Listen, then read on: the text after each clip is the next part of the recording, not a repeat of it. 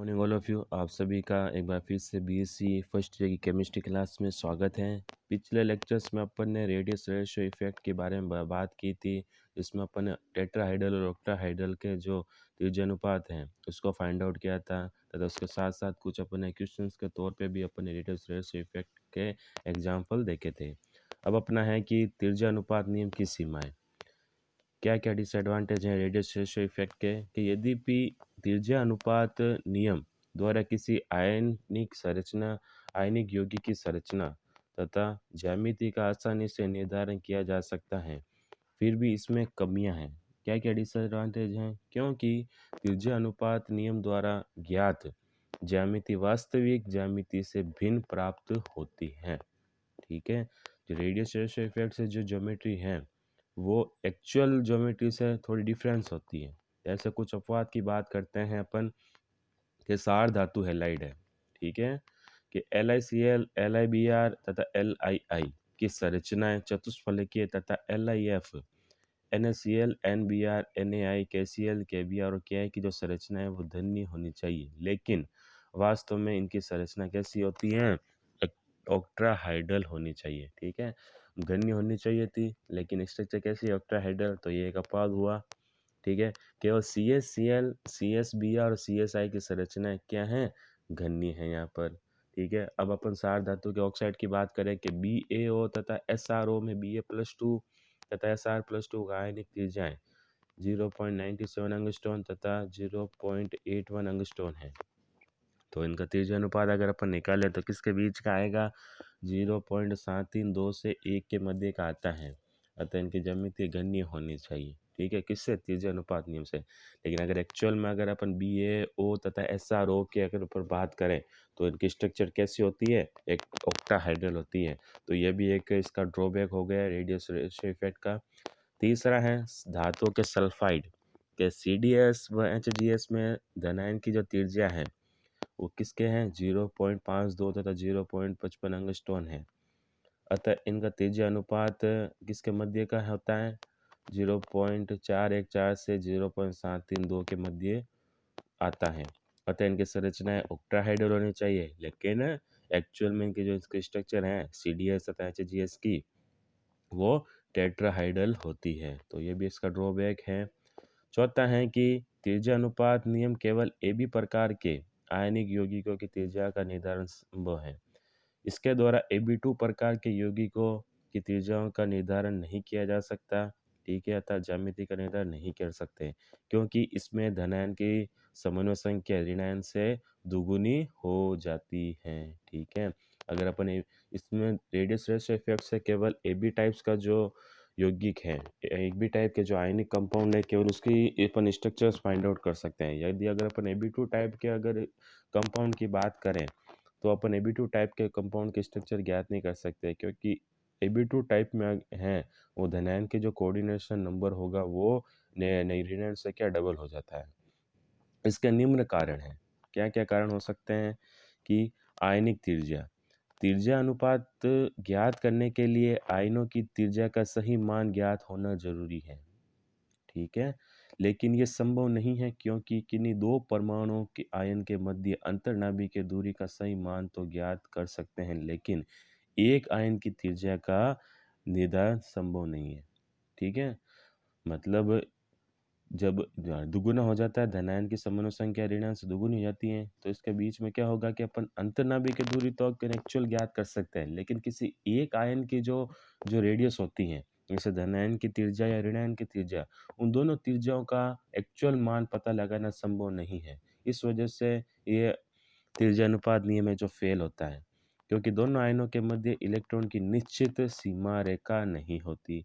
सामान्यतः आयनों की जो त्रिज्या ज्ञात की गई है वह यौगिक की समन्वय संख्या को आधार मानकर की गई है।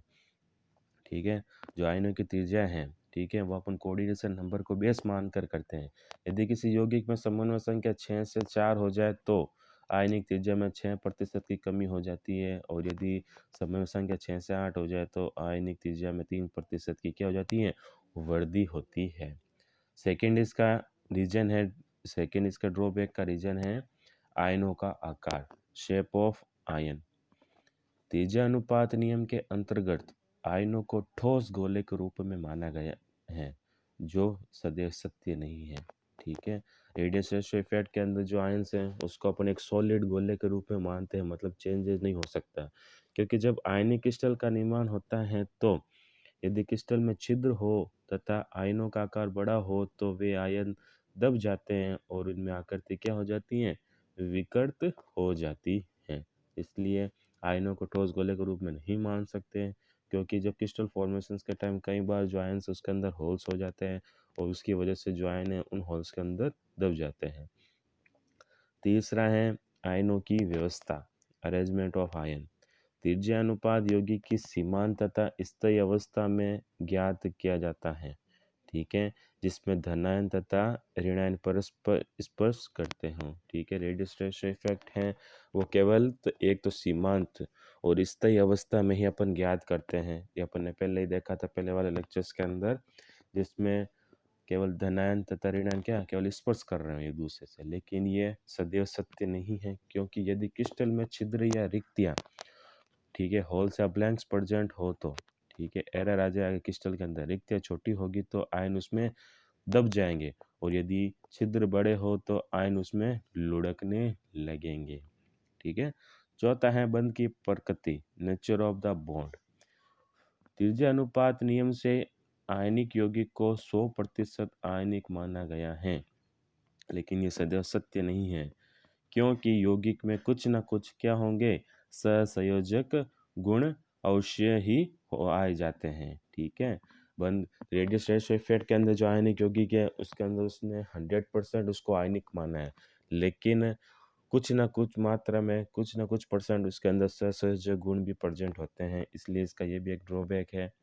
पांचवा है गोलाकार आयन, स्फेरिकल आयन। यदि किसी यौगिक में आयन सदैव गोलाकार होंगे तो ये संभव नहीं है, क्योंकि आयन वो सदैव स्फेरिकल नहीं हो सकते। जिन आयनों का इलेक्ट्रॉनिक विक्रिया विन्यास अक्रिय गैस जैसा हो तो उनका आयन गोलाकार होता है तथा नाभिक सदैव केंद्र में स्थित रहता है।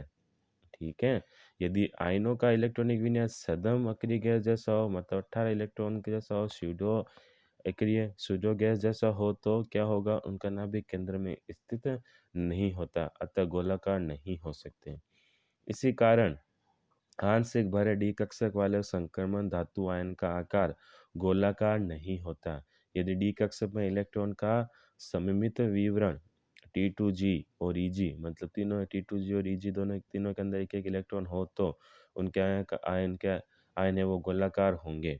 ठीक है, और अगर अपन डी कक्षक जबकि असममित वितरण वाले आयन गोलाकार नहीं होते, जिसमें T2G के अंदर 3 भरो लेकिन Eg के अंदर एक ही हो। ठीक है, T2G और Eg इसके डी कक्षक के क्या है, क्रिस्टल चक्र विपाटन है।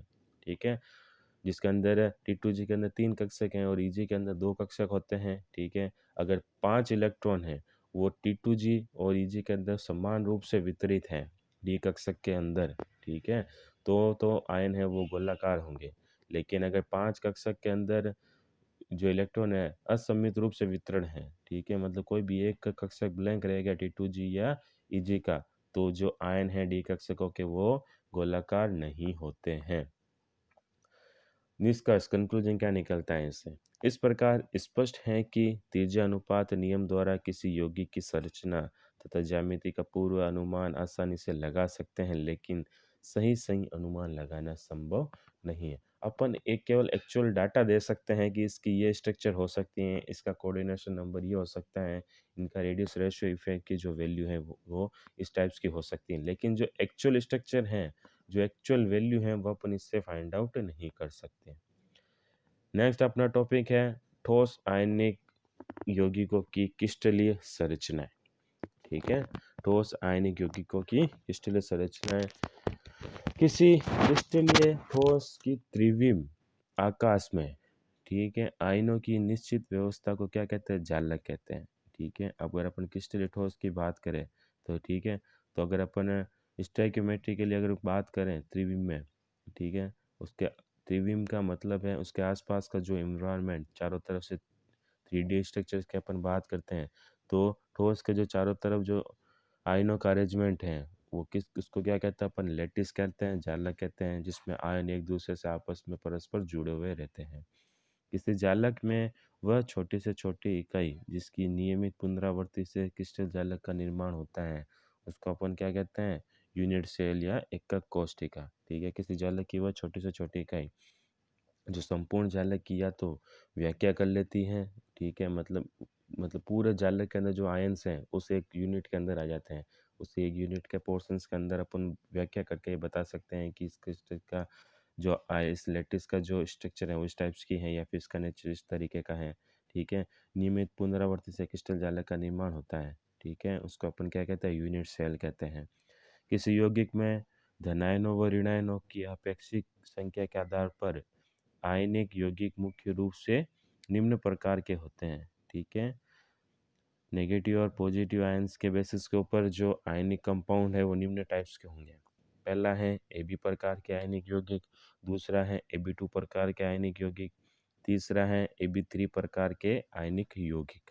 पहला अपन बात करते हैं AB प्रकार के आयनिक यौगिकों की। ठीक है, वे आयनिक यौगिक जिनमें धनायनों व ऋणायनों की संख्या का अनुपात कितना हो, 1:1, मतलब जितने धनायन होंगे उतने ही ऋणायन होते हैं। इस प्रकार के जो यौगिक हैं वो क्या कहलाते हैं, AB प्रकार के आयनिक यौगिक कहलाते हैं। इन यौगिकों में धनायन व ऋणायन की संयोजकताएं समान होती हैं, वैलेंसीज इक्वल होगी, अतः समन्वय संख्या भी क्या होगी, कोऑर्डिनेशन नंबर भी क्या होंगे, समान होंगे। इसके अंदर अपन पहला उदाहरण लेते हैं NaCl की क्रिस्टलीय संरचनाएं। ठीक है, AB प्रकार के आयनिक यौगिक का पहला उदाहरण है NaCl की क्रिस्टलीय संरचनाएं। NaCl में Na+ की त्रिज्या 0.95 एंगस्ट्रॉन तथा Cl की त्रिज्या कितनी है, 1.81 एंगस्ट्रॉन है। अतः त्रिज्या अनुपात अगर अपन देखें RR बराबर Na+/Cl- बराबर 0.95/1.81 इज इक्वल टू 0.524। ठीक है, यह मान किसके बीच का है, 0.414 से 0.732 के बीच का है। अतः कोऑर्डिनेशन नंबर 6 है। तो स्ट्रक्चर कौन सी होगी इसके अंदर, ऑक्टाहाइड्रल या अष्टफलकीय। अतः NaCl क्रिस्टल में एक Na+ आयन 6 Cl- आयनों से तथा एक Cl 6 Na+ आयनों से अष्टफलकीय रूप से घिरा रहता है। क्योंकि AB प्रकार का है, AB प्रकार के अंदर जो रेशियो है 1:1 होता है, मतलब जितने Na+ Cl- से घिरा रहता है उतने और एक Cl उतने ही Na+ से घिरा रहेगा। क्योंकि कोऑर्डिनेशन नंबर 6 है तो इसके अंदर एक Na+ है वो 6 Cl- आयनों से घिरा रहता है, और अगर अपन एक Cl की बात करें तो वो 6 Na+ आयनों से घिरा रहता है। अतः धनायन व ऋणायन की समन्वय संख्या कितनी है, 6:6 अतः 1:1। ठीक है, कुछ इस तरीके की स्ट्रक्चर्स देखने को मिलती हैं अगर अपन NaCl की बात करते हैं। ठीक है, जिसमें जो राउंड है वो तो Na+ को शो करता है, और जो डार्क साइडेड स्पेरिकल हैं वो किसको, Cl- को शो करता है। यहाँ पर NaCl की संरचना में Cl आयन क्रिस्टल में FCC व्यवस्था में संकुलित रहते हैं, फलक का केंद्रित काय संरचना में संकुलित रहते हैं, अर्थात घन के 8 कोनों पर Cl- आयन होते हैं तथा 6 फलकों पर सोडियम आयन होते हैं। इस प्रकार Cl की संख्या कितनी हो गई, 14 हो गई थी। इस प्रकार 14 Cl- आयनों द्वारा निर्मित अष्टफलकीय रिक्तियों में Na+ आयन उपस्थित रहता है। इस प्रकार की व्यवस्था को अपन क्या कहते हैं, CCP गणीय निबिड़ संकुल संरचना भी कहते हैं। इसके आगे का जो पोर्शंस हैं AB प्रकार के अंदर NaCl के स्ट्रक्चर के बारे में हम अपने अगले लेक्चर्स के अंदर कंटिन्यू करेंगे। Thank you so much.